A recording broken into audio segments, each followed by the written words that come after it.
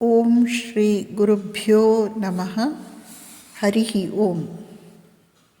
ಸ್ವಾಮಿ ವಿವೇಕಾನಂದರು 28 ಮೇ 1894 28 ಮೇ 1894 ಅಮೇರಿಕಾದ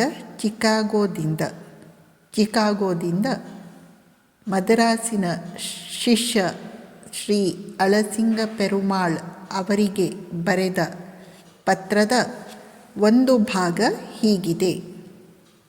ಸುಶಿಕ್ಷಿತರಾದ ಯುವಕರ ಮೇಲೆ ನಿಮ್ಮ ಪ್ರಭಾವವನ್ನು ಬೀರಿ ಅವರೆಲ್ಲರನ್ನೂ ಒಟ್ಟಿಗೆ ತಂದು ಸಂಘಟಿಸಿ. ಮಹಾಕಾರ್ಯಗಳು ಮಹಾತ್ಯಾಗದಿಂದ ಮಾತ್ರ ಸಿದ್ಧಿಸುವವು.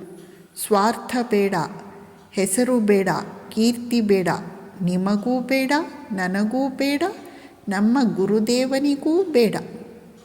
ಕೆಚ್ಚೆದೆಯುಳ್ಳವರಾದ ನನ್ನ ಹುಡುಗರಿರ, ನಮ್ಮ ಆದರ್ಶವನ್ನು ಕಾರ್ಯರೂಪಕ್ಕೆ ತನ್ನಿ. ಟೊಂಕ ಕಟ್ಟಿ ಸಿದ್ಧರಾಗಿ ಹೆಗಲು ಕೊಡಿ ಕಾರ್ಯಕ್ಕೆ. ಕೀರ್ತಿ ಗೌರವಗಳೆಂಬ ಹೀನ ವಿಷಯಗಳನ್ನು ಹಿಂತಿರುಗಿ ನೋಡುವುದಕ್ಕೂ ನಿಲ್ಲಬೇಡಿ. ಸ್ವಾರ್ಥವನ್ನು ಸಂಪೂರ್ಣ ತ್ಯಾಗ ಮಾಡಿ ಕೆಲಸಕ್ಕೆ ಕೈ ಹಾಕಿ. ಹಲವು ಹುಲ್ಲಿನೆಸಳುಗಳನ್ನು ಸೇರಿಸಿ ಹಗ್ಗ ಮಾಡಿದರೆ ಮದಿಸಿದ ಆನೆಯನ್ನಾದರೂ ಕಟ್ಟಿ ಹಾಕಬಹುದು ಎಂಬುದನ್ನು ನೆನಪಿನಲ್ಲಿಡಿ. ದೇವರು ನಿಮ್ಮೆಲ್ಲರನ್ನೂ ಆಶೀರ್ವದಿಸಲಿ. ನಾನಾಗಲೇ ತಿಳಿದುಕೊಂಡಿರುವಂತೆ ಅವನ ಶಕ್ತಿ ನಿಮ್ಮೆಲ್ಲರಲ್ಲಿಯೂ ಸಂಚರಿಸುತ್ತಿದೆ. ಜಾಗೃತರಾಗಿ ಗುರಿ ಸೇರುವವರೆವಿಗೂ ನಿಲ್ಲಬೇಡಿ ಎಂದು ಸಾರುವವು ವೇದಗಳು. ಏಳಿ ಎದ್ದೇಳಿ, ಏಳಿ ಎದ್ದೇಳಿ.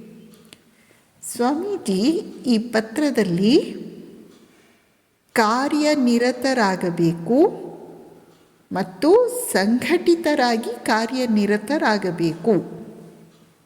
ಅದಕ್ಕಾಗಿ ಧೈರ್ಯದಿಂದ ಕೂಡಿ ಕಾರ್ಯನಿರತರಾಗಿರಿ ಎಂಬ ಒಂದು ಸುಂದರ ಕರೆಯನ್ನು ಭಾರತದ ಯುವ ಜನಾಂಗಕ್ಕೆ ಅಳಸಿಂಗನನ್ನು ನಿಮಿತ್ತವಾಗಿ ಇಟ್ಟುಕೊಂಡು ಕರೆ ನೀಡುತ್ತಿದ್ದಾರೆ. ಜೊತೆಯಲ್ಲಿ ಭಗವಂತನ ಶಕ್ತಿ ನಿಮ್ಮೆಲ್ಲರಲ್ಲಿಯೂ ಸಂಚರಿಸುತ್ತಿದೆ ಎಂಬ ಒಂದು ಭರವಸೆಯನ್ನೂ ತುಂಬುತ್ತಿದ್ದಾರೆ. ನಮಸ್ಕಾರ.